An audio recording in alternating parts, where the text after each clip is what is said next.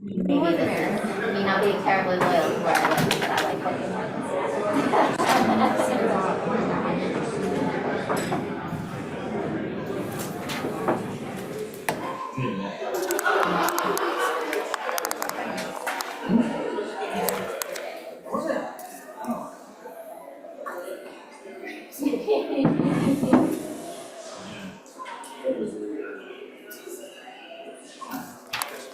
No, you do have delegates online as well.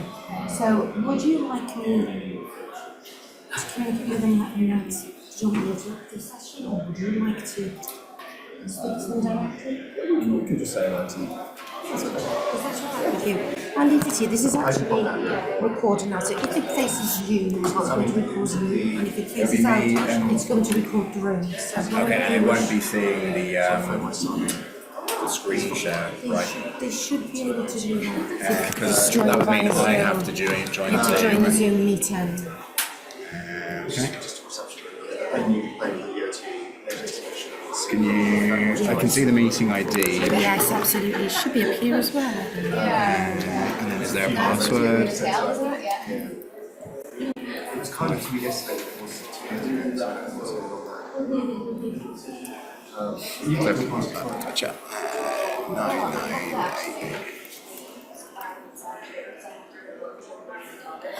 998. Is it 99883? Yes. Was it? 99883. Classic.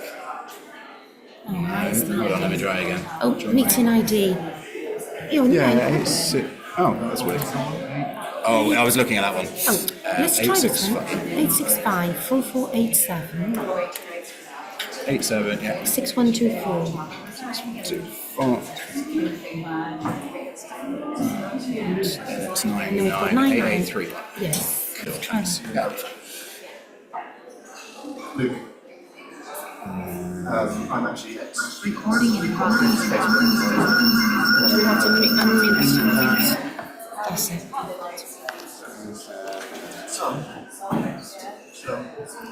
Technology, hey?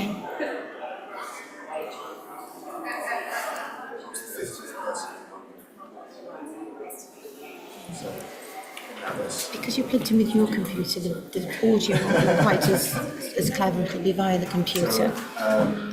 There isn't a way, unfortunately. So I've got to unmute mine like this, and then this meeting's being recorded. So this Great. is. That one needs to be muted.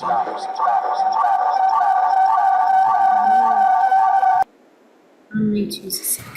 I can't. If that's already joined, can I just join with if it unmute that one? I think that should work without the feedback. Yeah. Try that. Yeah, that's fine. I'll just. Yeah, that comes on mute there. So I don't know Yeah. if that will. Sorry, just say. It's the audio, so it's like it's online, like struggling to hear some of the issues. That's right. That's That's right. Yeah, that's fine. Hello.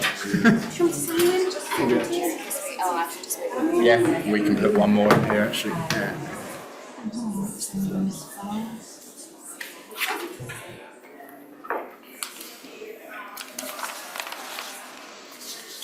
Just get started in 1 sec, folks.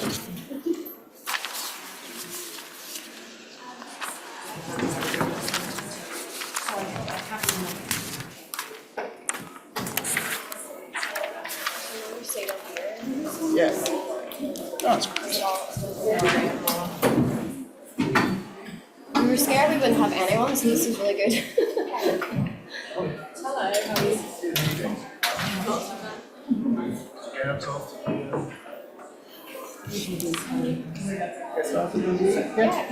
Are you good?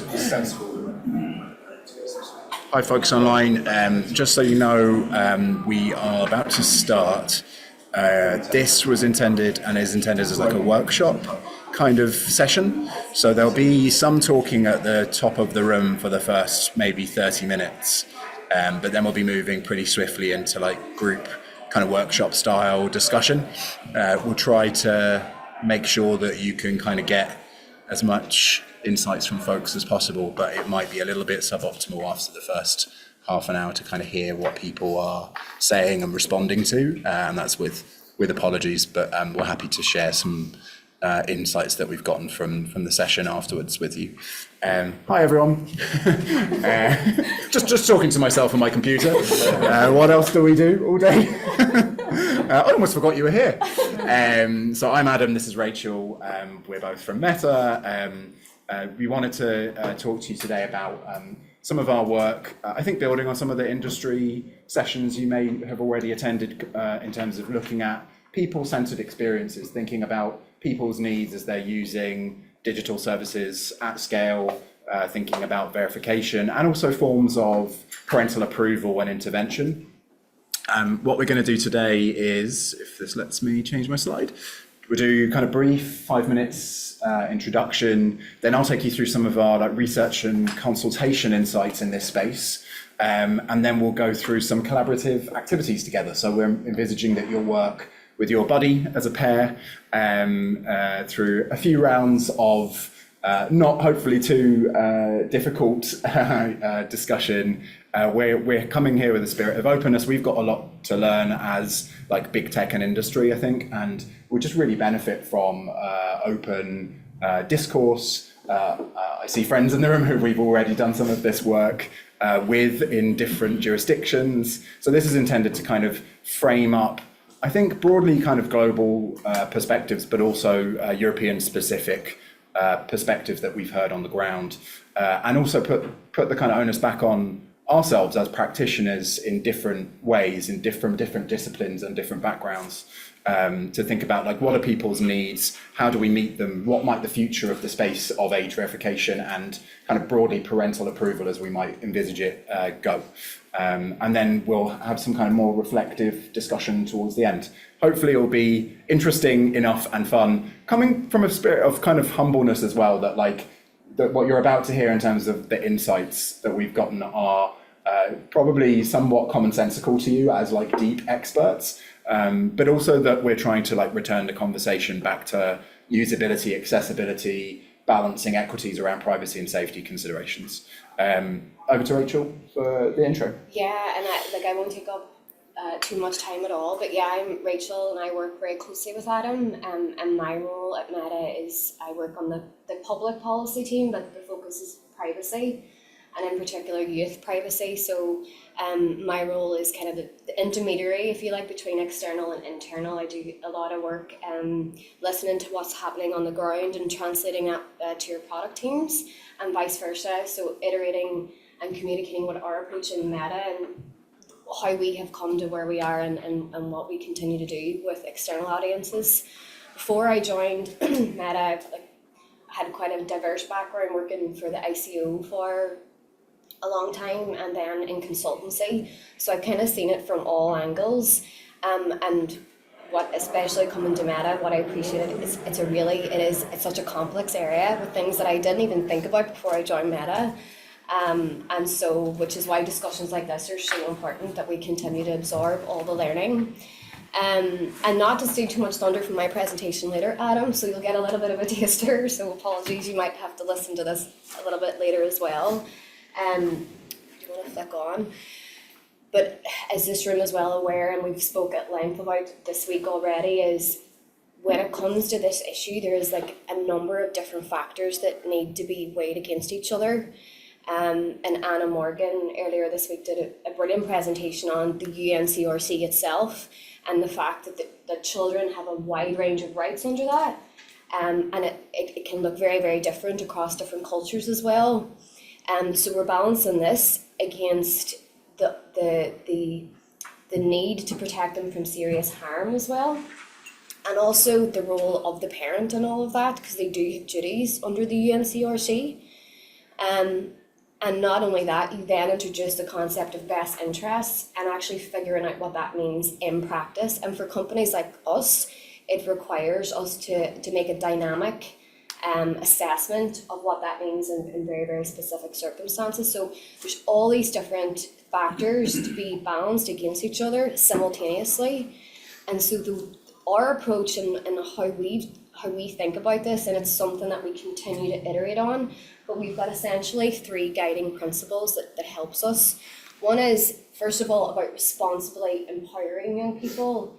And Baroness Kidron said something that really struck a chord in me, that, you know, children need to learn to like explore, play and fall over and get back up and build this kind of resilience. And as a mother of a 2-year-old who's learning to climb at the minute, this struck a real chord with me. So we need to empower young people, but we need to do it in a way which really safeguards them and provides age-appropriate safeguards. And we at Meta are continuing to innovate and iterate on this. It doesn't mean that we've 100% got it right, but we're constantly learning and we're constantly evolving. And we really mean that as well. But with respect to age verification, which I know is probably going to be the main thing that we think about here today, delving into that, we then have another 4 principles which guides our approach. So first of all, privacy. We think that any age assurance measure needs to be privacy preserving. It needs to be effective, because if it's not effective, there's no point in it. It needs to be fair, so we need to build for a very diverse and global audience. And with that, the measure needs to be risk-based and proportionate. So none of those things really surprise anybody in this, but these are some of the things that really guide our approach in Meta. Thanks, Rachel. And that's a snippet, drip feeding what will be a longer presentation later by Meta. I wanted to move briefly to some of our emerging insights from research and consultation, kind of broadly in this space, and then quite specifically on age verification. So some of the work that we've been doing as a team, and I work alongside Rachel in privacy policy, I also work with product colleagues to create internal guidance that product teams can use. We also conduct a lot of this public-facing research and consultation with young people, with parents and guardians, and with experts to try to triangulate perspectives and balance equities, and where we can document it. Some of this work is really focused on applying the best interests of the child standard in practice, operationalizing it. We have a publication on this that we refer to, and we can point you towards some of these resources later, but broadly we're trying to apply this through product guidance internally. We're thinking about how do we actually recognize and engage young people and families using our services, and I think the main point here is once again returning to this sense of balance between parental duties and youth autonomy, which does vary by jurisdiction, and understanding the balance of kind of human rights in practice. So as part of this initiative, we have an external facing vehicle called the Trust, Transparency and Control Labs that has really focused as one of its areas on age appropriate experiences and exploring privacy and safety considerations with lots of different collaborators. We've humbly engaged lots of people around the world, and we've been doing this in loads of different ways. Think about it like a kind of innovation workshop, but applied to age appropriate experiences, where we're able to look at people-centered user needs, ways that can really look at usability, user experiences, user interactions with digital services. Sometimes we're thinking more about the digital ecosystem, including social media. Sometimes we're focusing very squarely on Meta's products and services. Sometimes we're in workshops just with experts. Sometimes we're doing deep user research with the mechanism for experts to observe. So we're trying to kind of build a muscle to do user research, industry user research, very small sample size, highly ethnographic, highly qualitative, with collaborators in the room, and try to think about how do we do that meaningfully. And we call it co-design, where it's kind of broadly speaking a participatory method that we focus on. Some of our emerging insights, and we've published them, are around online supervision experiences, which I think necessarily sits adjacent to and sometimes can kind of come into the purview of age verification and parental approval. Without kind of talking to you about it in detail, insights from this work is intended to improve durable product outcomes, and that we're minded to create principles that work over various iterations of our kind of product life cycle. Again, none of these insights are probably like big light bulb moments, but again, they're intended to kind of drive forward meaningful kind of long-term ways that our product teams can think about designing online supervision experiences.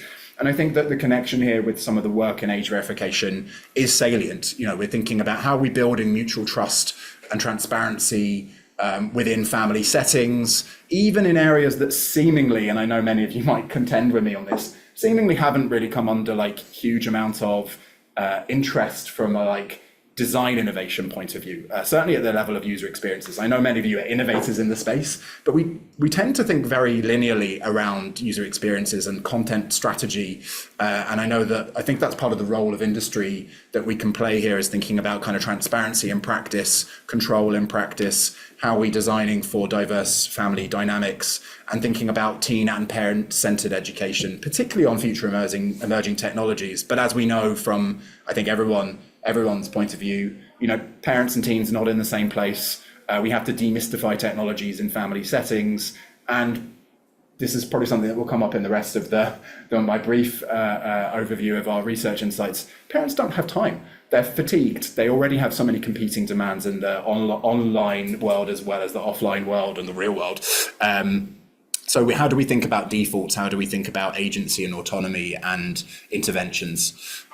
Some of the work we've been doing with teens has been very Europe focused. We're thinking about like personalization in practice. That involves getting teens to look at, onboarding flows, terms and conditions, in context transparency when they're using services, thinking about, how does this actually kind of work in practice for them, and how do we kind of meaningfully drive better outcomes around the kind of privacy and safety considerations. Again, not rocket science with some of our emerging insights, but that families see value in personalized experiences, that transparency at key moments of upfront digital experiences in context while people are using the digital apps and services, and in the kind of settings and on-demand kind of areas. Those three areas are really key for digital services to invest in over time, and kind of, I think, really like it come to a place of accountability in these areas. That obviously is intended to drive literacy, and we know that tech companies, digital service providers are but one part of the solution. I think Rachel will kind of return to that later on today, thinking about kind of key stakeholder roles. So I'd love to move now towards our kind of work in age verification, and very quickly move to workshop style discussion. But just across the top, we've been consulting parents and experts recently on age verification and parental approval globally. I'll give you some insights around the European kind of learnings that we're beginning to get from this space. These are all just like in flight or work in progress, and we want to share, and we always try to share openly. But what we're hearing is, parents are interested in forms of oversight and intervention in Europe. They fear family conflict. They fear being overwhelmed. They can tend to be, especially in Europe, skeptical of data practices, skeptical of kind of like safety tools, also very unaware of them, and I think that, there's a plethora across a single digital service provider, let alone across all of the apps and services that families might be using and teens might be using.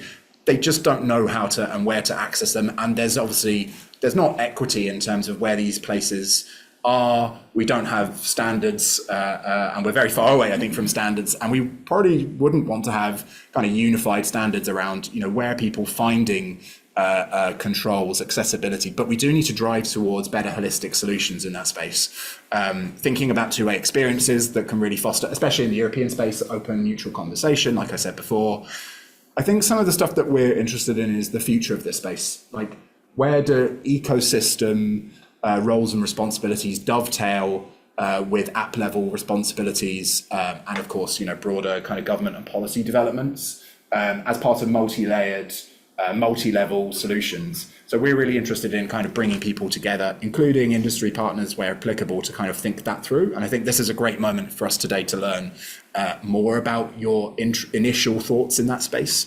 And we're coming from a spirit of kind of openness.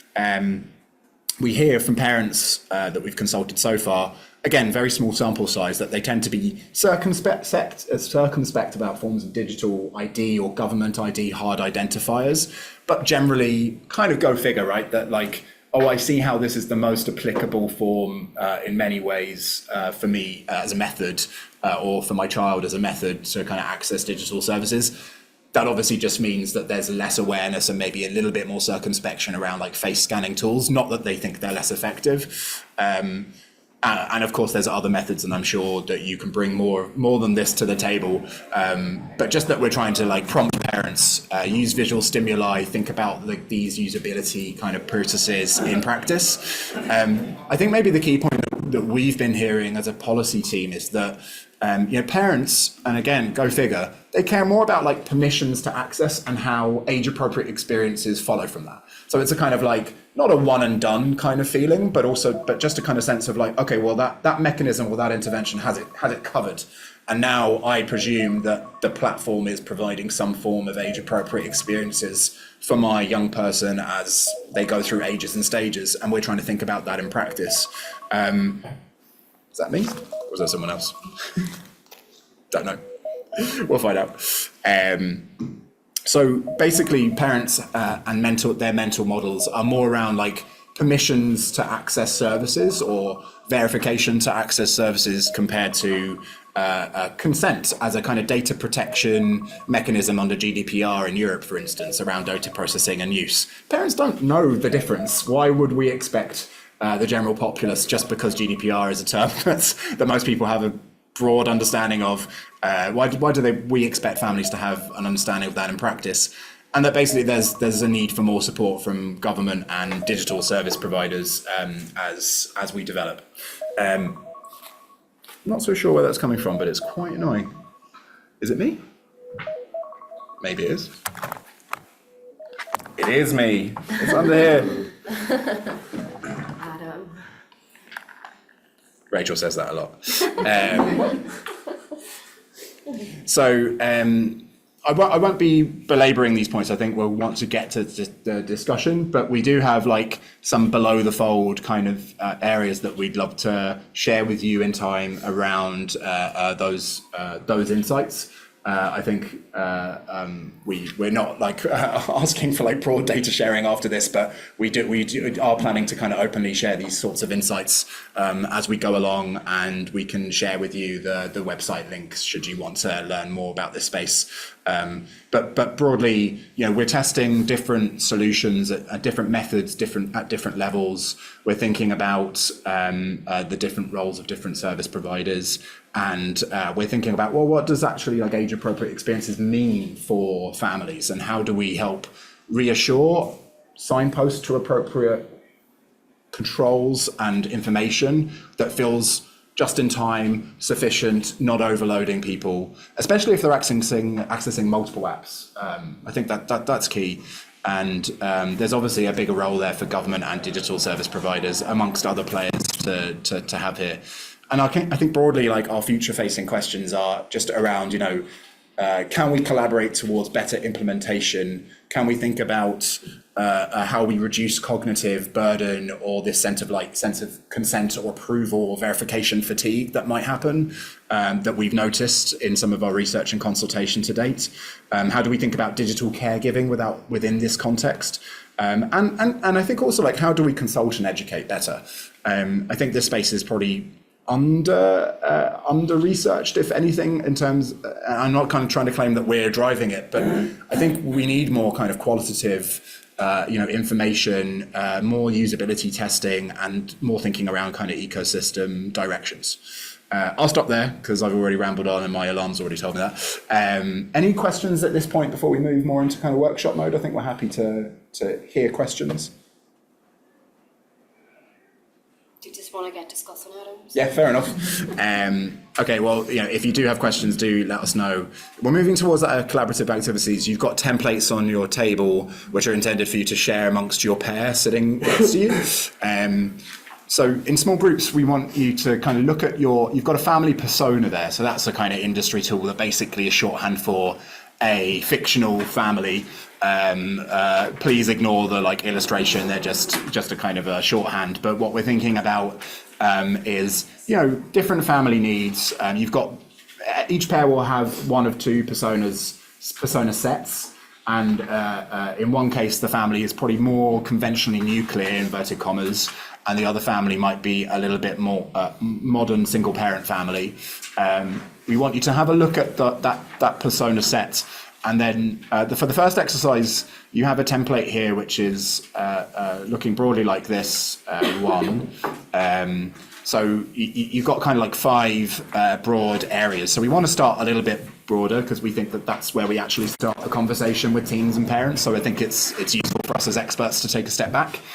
Think about that family persona set, not for a long amount of time, but have a discussion with in your pair around these kind of 5 broad kind of areas, maybe not complete, but thinking about how digital services are accessed from a kind of onboarding experience through to in context access of information and through to on-demand settings, and have a discussion in your pair around different perceptions that the teens and the parents might have, and think about those different areas. Also think about like what might be like an onboarding age for that young person where it's crucial that we cover verification or even approval processes or age gating practices as an industry. Not from your point of view, but from the persona point of view. Where might they really be interested? What kind of key age is that parent? As we know, if for those of you that are parents, and even those that aren't, the anxiety sets in around like key milestones. So think about those kind of pressure points and like where is that child coming to, or where the parent might meet that child. So as much as possible, and we would do this in a much longer setting and for a more sustained amount of time, but really try to empathize with your persona set and build a bit of rapport with your buddy sitting next to you and have I think even just a high level discussion. We're not collecting any of these tools, by the way. You can take them home or throw them away afterwards. But what we'd love to have is just a kind of open discussion. This will be brief, and then we'll move more into the kind of age verification and parental approval scenarios. Does that make sense? And by the way, if you have attendant questions that you think are really relevant for the group, or just broad like initial kind of like, here's my perspective, I'd love to know where that meets the family. We want to hear that too. It's just intended as a stimulus for discussion rather than a hard and fast set of rules for how we run the workshop. So I'll give you about maybe 5 minutes or so to just discuss within your pair, meet each other, obviously. That's also important. We'll get back to you.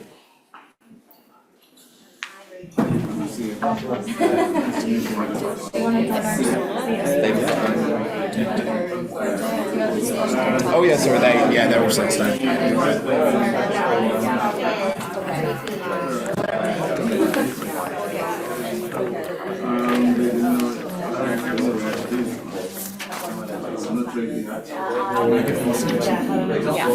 Let's get them to sit here and I can go.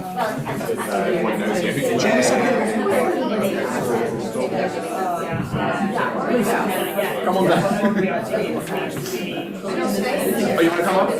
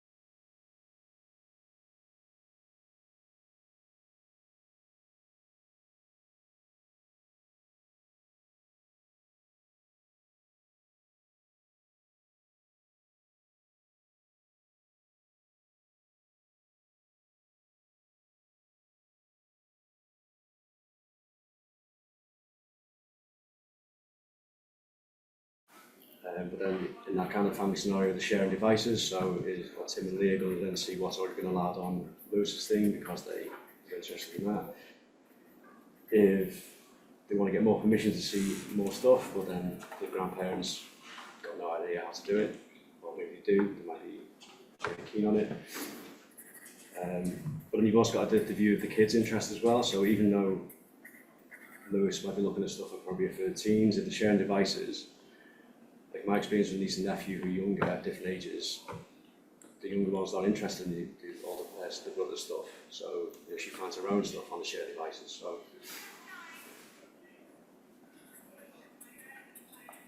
Yeah, adding to that, I feel it's more situational because when a parent, because we also have the same case scenario as of Kim, where she comes back earlier, probably she's more relaxed. She might just say, okay, yeah, you're free to use the device, but when she comes back with a haphazard minor, she might just say like, please don't touch my phone.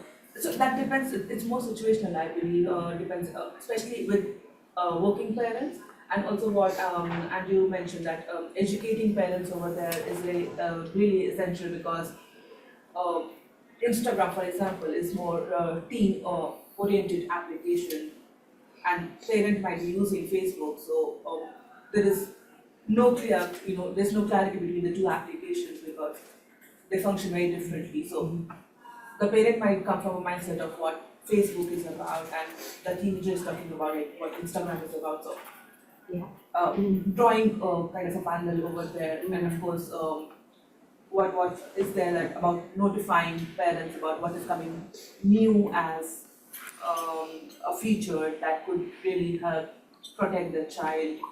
That might just get synced to their email because they're registering their account through an email over there, and in-app might be difficult for them or challenging because they might not even open the app for many days.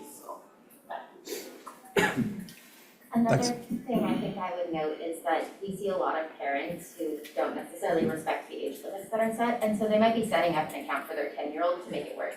And if they're not aware that this in-between state exists that has some amount of parental supervision, they could very easily just set up an adult account for a kid.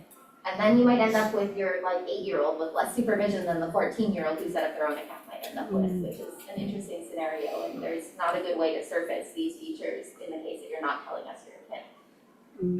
Like there was a workshop earlier this week that I tuned into virtually. I don't know if people in this room did or online, but it was on transparency and the need for really tailored transparency and like positive messaging as opposed to you can't do this and you shouldn't do that. It's more about the education should be very contextual and situational, to your point, and I think touches on what you're saying. So it's a great point.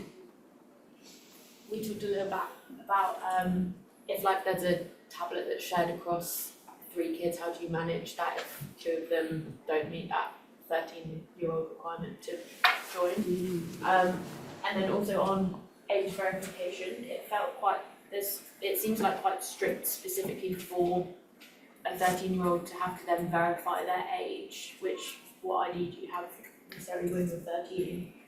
And we were saying that maybe if I was an 11-year-old, when I have to enter my date of birth, I'm not necessarily thinking, I need to be 13 to access the app. I'll go specifically to a year that makes me 13. I'm scrolling down until I'm really old, and then I'm like, I'm 70 years old, great.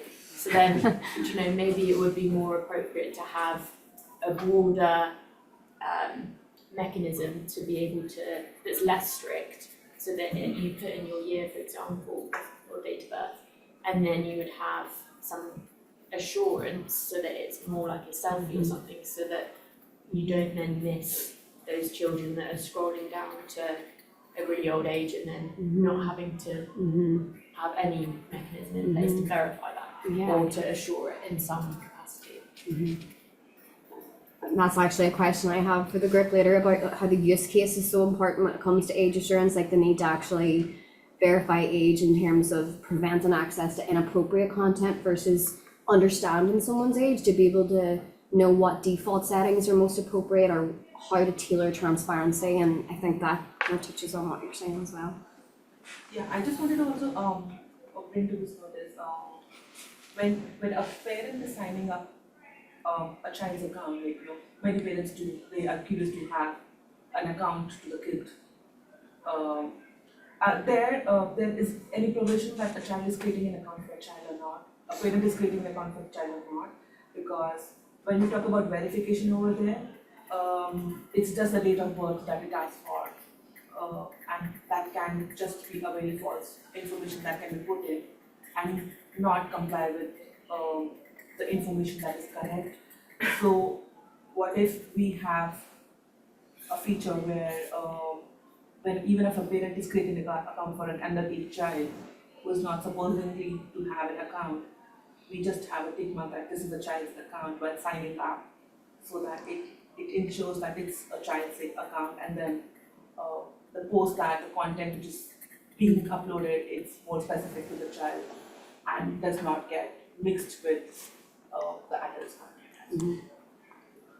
You were talking about things like parental approval and default controls. I mean, these feel like quite simple solutions for parents and everything, but it does put the burden on the parent to make those decisions, but that also they have very much a lifetime to them.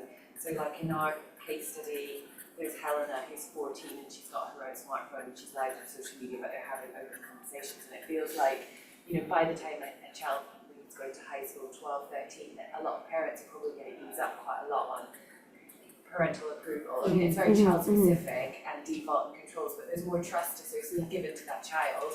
But then equally, you still need to have like hard points where there's harmful content. Yeah. You don't want them to have access to that. And if, so if you're taking away parental approval and default controls, there's still content that needs to be stopped from these children, because they're still children, but they're teenagers. And I think in some of our research over the years, we've kind of created some very simplified graphs of autonomy that's given by parents over time, and the assumption that it's just a steady, increasing line upwards can be really complicated by an incident or an experience or a moment. Yeah, like I have a son who's 9, and I feel like I've got a lot of control over his life at the moment, but I know that in 2 years' time when he goes to senior school, that will change. It feels like a big transition. Yeah. That he probably may get his phone. I don't know, I'm a bit panicky. Yeah, just to be clear, you do have to make those decisions today in this workshop.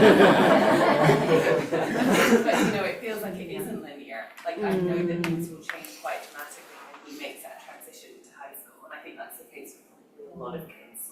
So and that's a great point. So do you think then the right, so education is one thing, but then the next bit of it is, do parents need more support? And within that, it's not linear support, so it shouldn't be just parents need to choose like which default settings that they want to approve, but there should be a sliding scale within that for some parents who want more control versus maybe parents who either don't have the time or coming back to the different situations. There could be like recommended default settings that they can choose if they don't have the time, but for those who maybe want more of a menu of the degree of control they'd like to give, do you think something like that would be helpful? I think so, because I also think it's quite child specific as Yeah. well. Because I think there are some children that are probably, so again, my 9-year-old likes to follow rules, so I feel like I trust him quite a lot. My 5-year-old, I don't think he's going to. So my choices may be different. Yeah. So I mean, I don't know, she's only 5, but that's the way it feels like it's shaping up. So, but also it's about time, the other case study, a single mum with 3 kids is going to be very different from the nuclear family where you've got 2 parents who can sit down together. And the education of those parents as well, like, what kind of jobs they do, whether they feel comfortable in the technological sphere.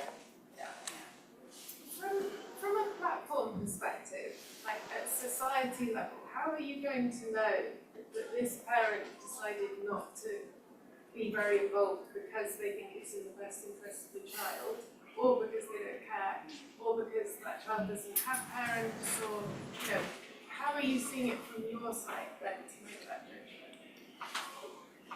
Do you want me to take that one? Please, yeah. And not, it's very tricky, and what I would add to that as well is culturally it's very different. So like for example, I mean I know best about Europe because that's the area that I cover within Meta. but culturally, there's a big difference between the role of a parent and how they're viewed in the US, for example, versus Europe, which tends to be more viewing a child as having rights in their own and being able to uphold those. So it's a very fine balance. It's a very tricky balance, particularly for a global company, to try and formulate like one approach to all the things that you've just said. But what our general line is, we create these tools because we hear from some parents that they do want them, right? But that doesn't negate our responsibility as a platform to provide default settings and to make sure we have sufficient transparency for the parents who may, for a variety of reasons, may not be that involved or want to use parental supervision tools. So it's a very, very fine line, and it's one that we're constantly iterating on, to be quite honest with you, which is why I'm asking so many questions of this group, because I'm interested in hearing like your thoughts on this. Because as we're discussing, it's not easy, and we're constantly balancing everything. The other thing is what you would consider as harmful, or not you necessarily, a parent. Yeah. So yeah, we know some serious harms obviously, but things like just the use of the walls that are going on, that can have graphic content, which some parents wouldn't want their children to see, but other children may be interested in the news. And then you have harmful and legal and all challenges and stuff like that. So it does depend what the content is. As well. Yeah. And I agree with your point about, I think pre-secondary school, I think there's a bit more attention by the parents on the safety in the setting. But as soon as secondary school hits, it's just chaos. Yeah, and we heard a lot of really interesting insights from just being in India a few times over the last couple of years, where very different approaches, and it's not necessarily tied to socioeconomic considerations or ways. There's kind of like very strong parental interventions that are sometimes physical in the, with the devices. It's like enforced device sharing. So that will just vary by jurisdiction. Sorry, I was aware, maybe one more point and then we'll move on to the second activity, which is more drilling down into the age verification piece. Please.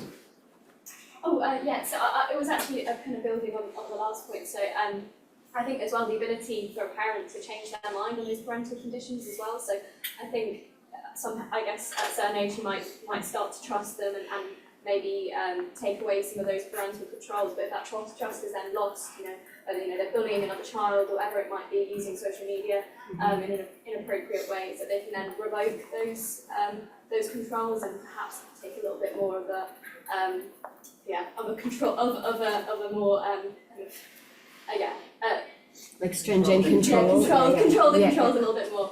I think that ability to have that breakdown, and I think as we mentioned earlier, is fantastic for parents to take that decision if they need to. Sorry, not to demonstrate this on, but Facebook does facilitate conversations between 13, 14-year-olds and your parents. So if there's something you see, like you can report it to a friend or a family member or a teacher.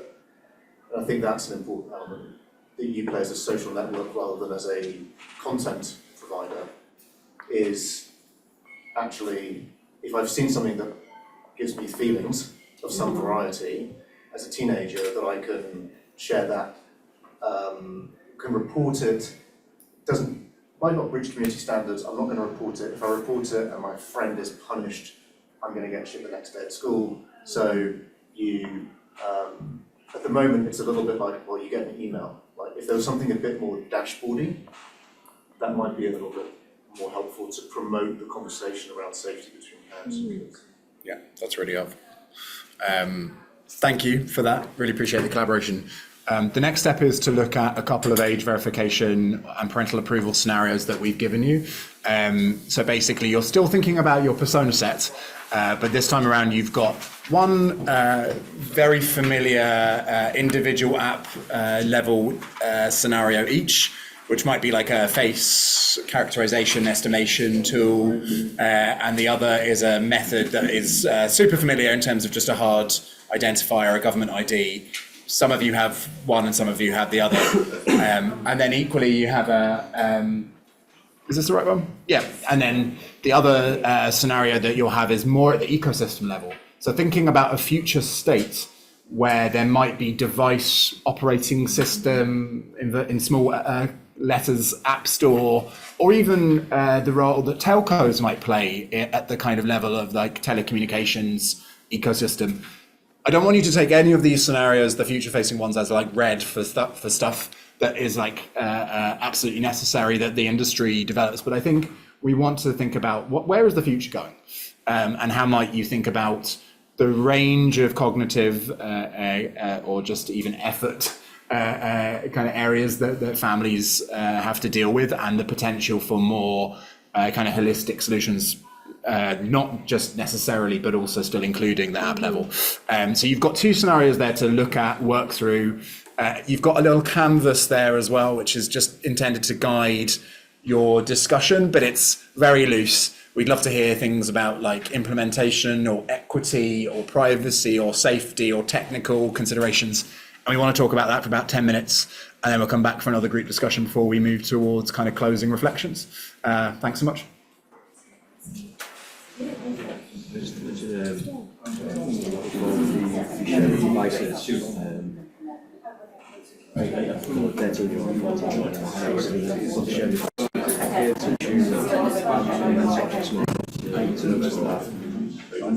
Signals of person's contact is for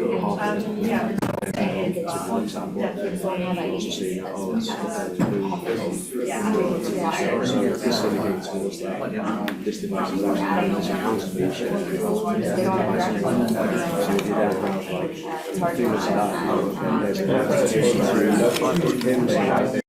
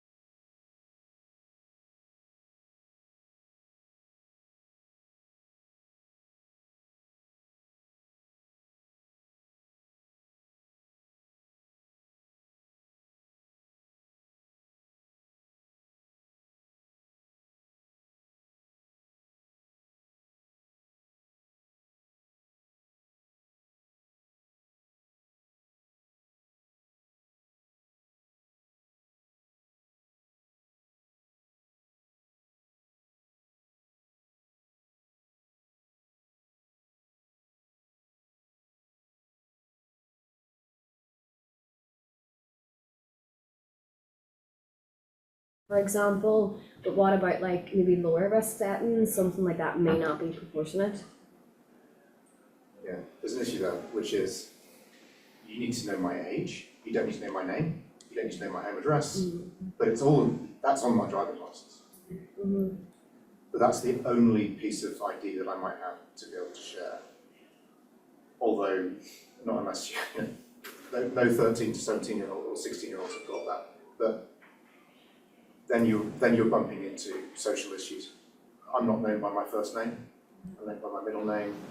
There are people who use different names all the time, they go by different names. But that's the real identity policy that painted Facebook in some corners sometimes and try and find the balance between allowing people to be their true selves without necessarily using their government mandated ID. So do you say, we want to check your age from your passport, but we're not looking at any other details, right?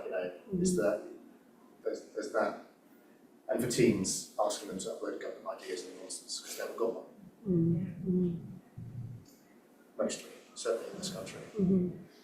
And although you're talking about 13 plus, even in jurisdictions where they do have them, so Denmark, high penetration for 13 plus, the under 13s don't have them. So realising your current suite of services, it doesn't apply, but for the vast majority of all services. And even certainly there, what it's we're a seeing in Europe, like, as you say, the take up, first of all, the infrastructure is at different levels across Europe in terms of digital ID. Most young people don't have them, so we're way off that yet. Yeah. So in terms of like short term, medium term, what can we do till we get to maybe, I don't know when that will be, to that point where that is a more reliable source? What do we do right now? Because that's the question that like our teams are currently not sleeping over at night. But like the things that you're talking about now are the things that we're actively thinking about every day, and we all have different viewpoints on it. So it's, as a collective, what's the most pragmatic and effective solution, bearing in mind that there's going to be no silver bullet, nothing's perfect, but how can we at least reduce the risk? And is there maybe a layered approach that we can take where all of these different players in the ecosystem can add something and contribute to solving this problem together? And is that maybe something that we need to be looking at more in the next 2 to 5 years? I do think with the ecosystem approach, there's an interesting question around the proportionality. So here, you're just setting up a new device. You've done nothing to look at any age-restricted content. There's no need to even know that you're trying to do anything that would require different changes for an age-appropriate experience. And here we're doing a very hard identification upfront as part of that device setup and collecting a lot of information. We're not even sure it's necessary yet. And I do think also what you might do downstream on that device could very much change the type of assurance you need from that identification you're performing.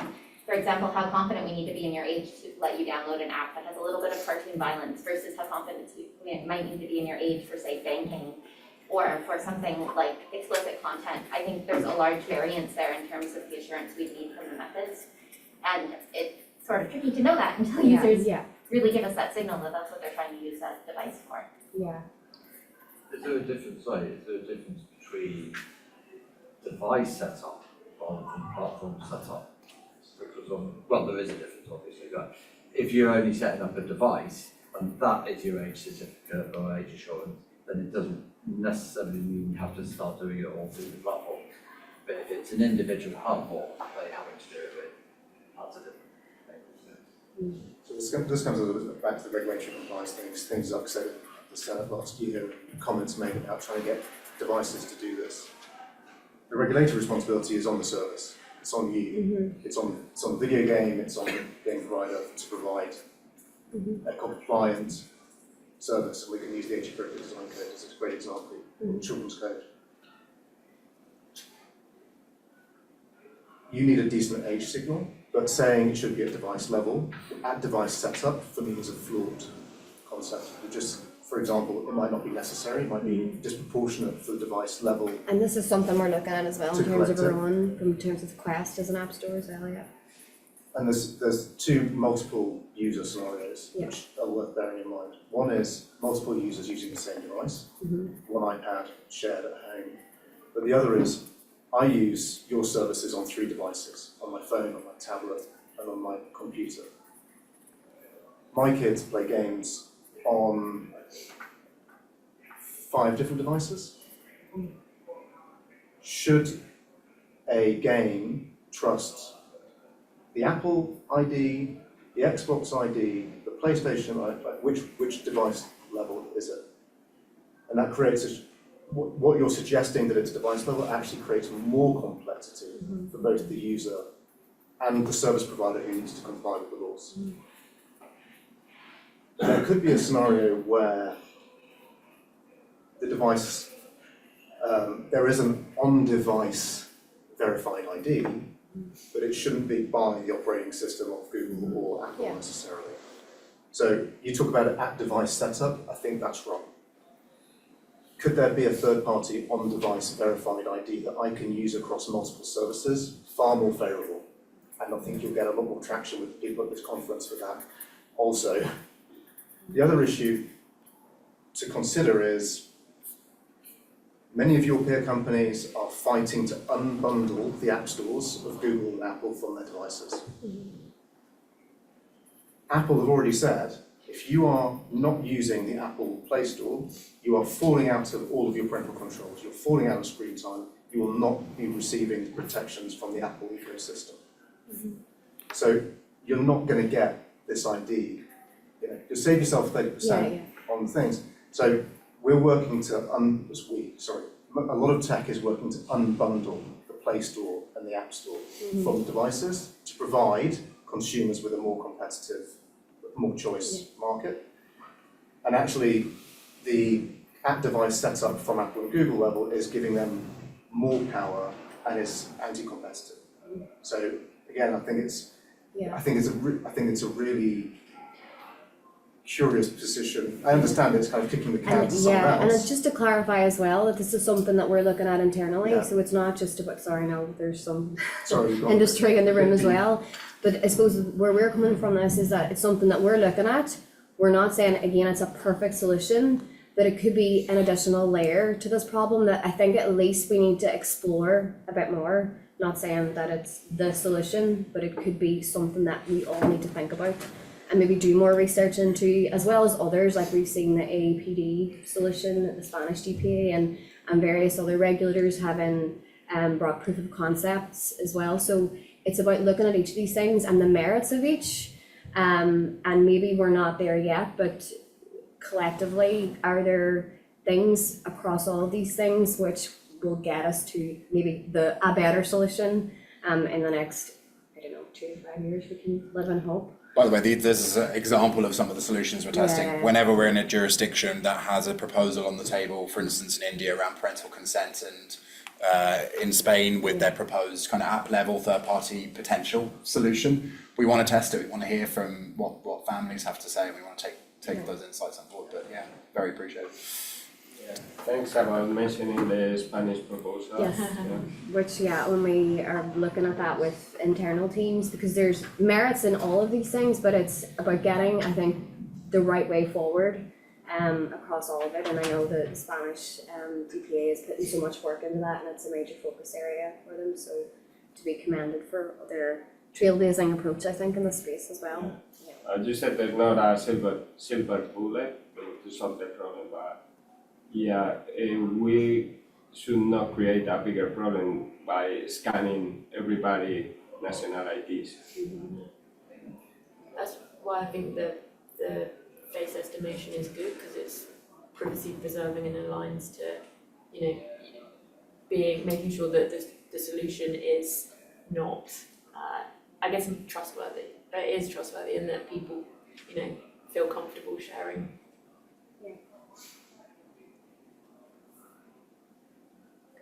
Thanks. Yeah, thank you so much. There's so much food for thought. I'm so glad everyone comes with an open mind, willing to share these things. I think it's so valuable, and I've learned a lot and taken a lot of notes, and we'll go back with lots of thoughts. So yeah, appreciate your time, and thanks for exploring it with us. Thanks so much. Everybody give yourselves a clap after all that hard work. That's what this screen here. You've got seem to hang up on that when you get to based on your age, give me this list of the screen because 30